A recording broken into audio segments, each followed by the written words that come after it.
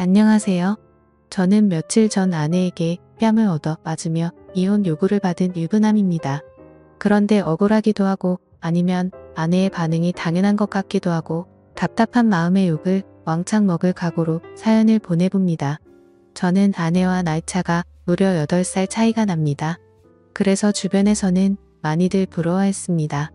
물론 저 역시도 예쁘고 어린 아내이기에 너무 좋지만 때로는 무언가 공감할 수 없고 너무 어리고 해맞기만 한 철없는 여동생 같기도 하였습니다. 그런 아내를 화나게 만드는 단 한 가지가 있습니다. 그건 바로 장모님입니다. 지금의 장모님은 아내의 생모는 아닙니다. 장인어른께서 아내의 생모이자 첫 번째 부인과는 사별을 하셨었고 그 후로 아내와 처남을 홀로 키우셨습니다. 아내와 처남이 장가를 간 이후에 어느 날 만나는 여자가 있다며 재혼을 하고 싶다고 말씀하셨습니다.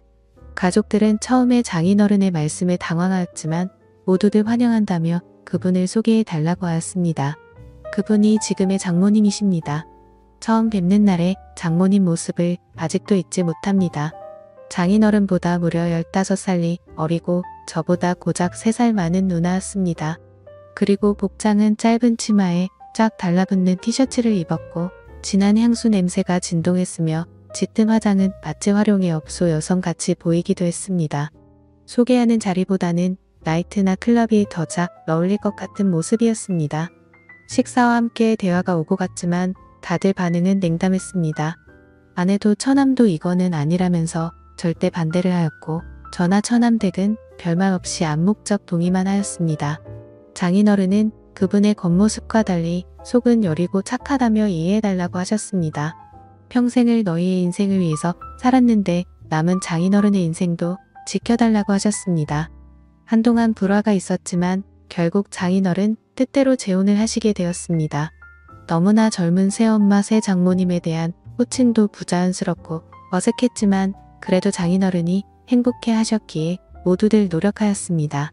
그렇게 행복할 것만 같은 시간은 길지 않았습니다. 2년쯤 지나서 장인어른은 암에 걸리셨고 몇 번의 수술과 항암 치료를 하였지만 약 1년의 투병 생활 끝에 결국 돌아가시고 말았습니다. 아내는 젊은 장모님이 장인어른의 나이나 건강 상태를 고려하지 않은 채 무리하게 여행도 다니고 밤늦게 데이트도 다니고 술도 같이 많이 마시면서 일찍 돌아가시게 된 거라며 원망하였습니다.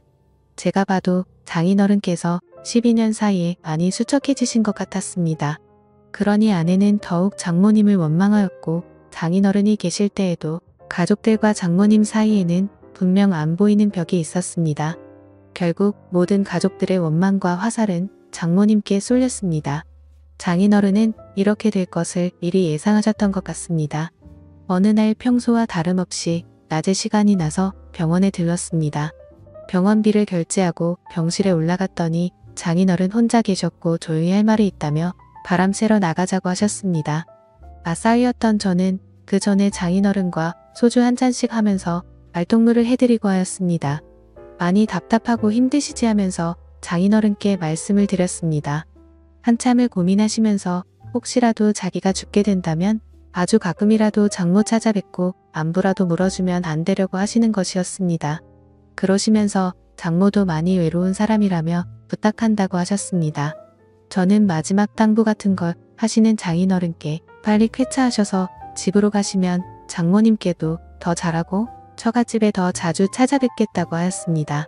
자네만 믿는다며 저한테 여러 번 부탁을 하셨습니다. 그 뒤로 장례가 끝나고 어느 정도 시간이 지날 때쯤 장모님께 전화를 드렸습니다. 집에 그냥 계신다고 하셨습니다. 퇴근하고 과일 및 고기 등 이것저것 사서 처갓집에 들렀습니다. 아내 보고 같이 가자고 하면 불같이 화를 내며 안 갈 것이 뻔하기에 퇴근길에 혼자 갔습니다. 장모님께서 말을 안 한 지 사람을 안 만난 지 며칠이 지났는지 모르겠다며 반갑다고 하셨습니다. 장모님도 많이 수척해지시고 예전과 달리 얼굴에 그늘이 가득했습니다. 장모님의 이런저런 넋두리와 저녁 식사를 마치고 다음에 또 오겠다고 인사를 드린 후 나왔습니다. 배우자 중 누가 먼저 돌아가시면 3년은 많이 힘들단 얘기를 들은 적이 있습니다. 그래서인지 더 고맙다고 자주 놀러오라고 하시는 모습에 마음이 아팠습니다. 그날 이후 3일에 한 번씩은 꼬박꼬박 전화를 드려서 집에만 계시지 말고 친구도 만나시고 나들이도 다니시라고 말씀드렸습니다. 살 곳도 만날 사람도 없다며 그냥 집이 좋다고 하셨습니다.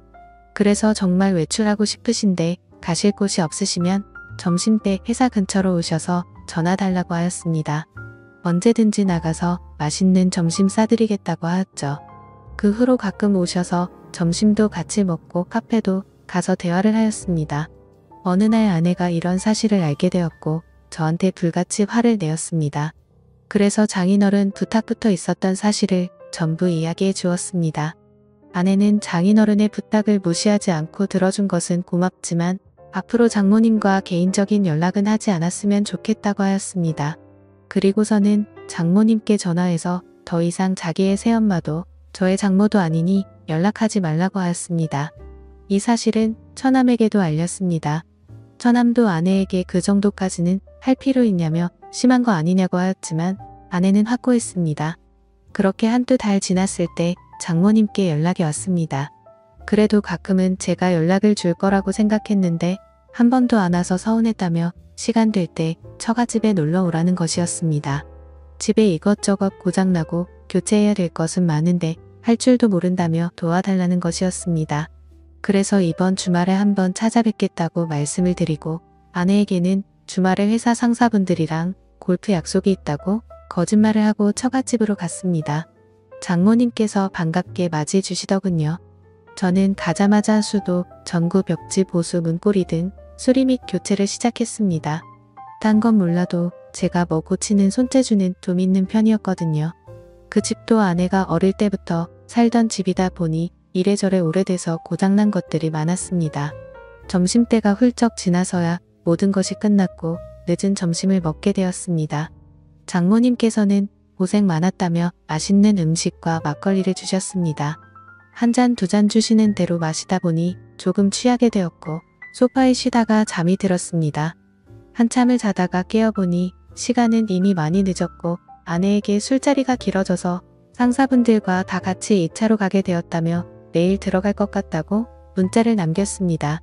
그러고는 다시 거실 소파에서 잠을 잤습니다. 잠을 자고 있는데 무언가 소리가 들렸고 장모님 혼자서 술을 드시고 계셨습니다. 저도 옆에 앉아서 한두 잔 거들면서 장모님 말씀을 들어드리다 결국 만취하게 되었었죠.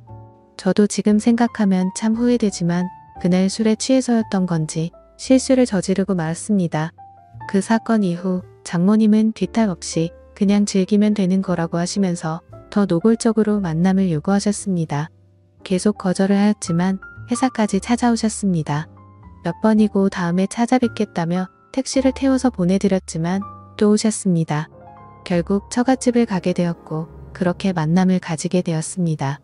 그런데 꼬리가 길면 잡히듯 내 행동이 수상해서 핸드폰을 뒤져보고 안 것인지 아내가 어떻게 안 것인지 모든 사실을 다 알게 되었습니다. 아내는 제가 처갓집에 있을 때 쳐들어왔고 장모와 머리채를 잡고 싸웠습니다. 제가 힘겹게 그 둘을 떼어놓고 아내를 차에 태워서 저희 집으로 왔습니다. 오는 길에 장모와 아내는 전화로 싸웠고 그 와중에 장모의 이야기를 듣게 되었죠. 아내의 태도가 너무 마음에 안 들어서 저를 일부러 꼬신 거라며 제 아내 보고 남편 관리나 잘하라는 것이었습니다. 그렇게 집에 오자마자 아내는 저를 죽도록 때렸고 이혼하자며 집에서 나가라고 하였습니다. 그렇게 집에서 쫓겨나서 회사 근처 고시원에서 생활한 지 2주가 되었습니다. 한 번의 실수에서 멈추지 못한 점, 계속되는 만남의 요구를 거절하지 못한 점, 만남을 가진 점, 아내의 신뢰와 믿음을 저버린 점 등 제 잘못이 많은 것을 잘 알고 있습니다. 하지만 장모님의 그런 악의적인 의도로 벌어진 일들이라는 것이 억울하기도 합니다. 어떻게 보면 저도 당한 경우인데 아내는 무조건 이혼을 요구하고 저는 어떻게 해야 할까요? 용서받고 앞으로 아무 일 없었던 듯이 함께 살 수는 있을까요? 앞으로 어떻게 하는 게 나을지 인생 선배님들께서 말씀 좀 해주시기 바랍니다. 지금까지 읽어주신 모든 분들 감사합니다. 구독과 좋아요, 알림 설정 눌러주시고 다양한 사연 또 들으러 와주세요. 그럼 모두들 행복한 하루 보내세요. 감사합니다.